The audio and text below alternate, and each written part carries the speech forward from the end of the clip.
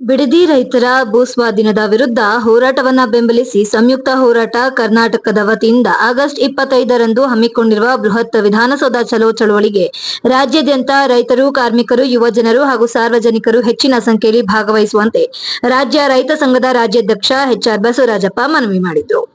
ಇಂದು HR. Basavarajappa ಅವರ ನೇತೃತ್ವದಲ್ಲಿ ನಡೆದ ಸುದ್ದಿಗೋಷ್ಠಿಯಲ್ಲಿ ಮಾತನಾಡಿದ ಅವರು, ಬಿಡದಿ ರೈತರ ಭೂಸ್ವಾಧೀನದ ವಿರುದ್ಧ ನಡೆಯುತ್ತಿರುವ ಹೋರಾಟಕ್ಕೆ ಬೆಂಬಲ ವ್ಯಕ್ತಪಡಿಸಿ ಆಗಸ್ಟ್ 25ರಂದು ಬೆಂಗಳೂರಿನಲ್ಲಿ ಬೃಹತ್ ವಿಧಾನಸೌಧ ಚಲೋ ಹಮ್ಮಿಕೊಳ್ಳಲಾಗಿದೆ ಎಂದು ತಿಳಿಸಿದರು.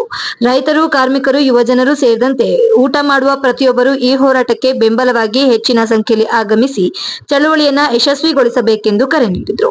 ಇನ್ನು ಸುದ್ದಿಗೋಷ್ಠಿಯಲ್ಲಿ ಕರ್ನಾಟಕ ಜನಶಕ್ತಿಯು ರಾಜ್ಯ ಕಾರ್ಯದರ್ಶಿ ಕೆಎಲ್ ಅಶೋಕ್, ಬಿಸಿಯೂಟ ನೌಕರರ ಸಂಘದ ರಾಜ್ಯ ಉಪಾಧ್ಯಕ್ಷೆ ಹನುಮಮ್ಮ, ಡಿಎಸ್ಎಸ್ ರಾಜ್ಯ ಸಂಚಾಲಕ ಶೇಷಪ್ಪ, ರೈತ ಸಂಘದ ರಾಜ್ಯ ಉಪಾಧ್ಯಕ್ಷ ಹಿಟ್ಟೂರು ರಾಜು, ಜಿಲ್ಲಾಧ್ಯಕ್ಷ ರಾಘವೇಂದ್ರ ಕೆ ಸೇರಿದಂತೆ ಇನ್ನು ಹಲವರು ಉಪಸ್ಥಿತರಿದ್ದರು.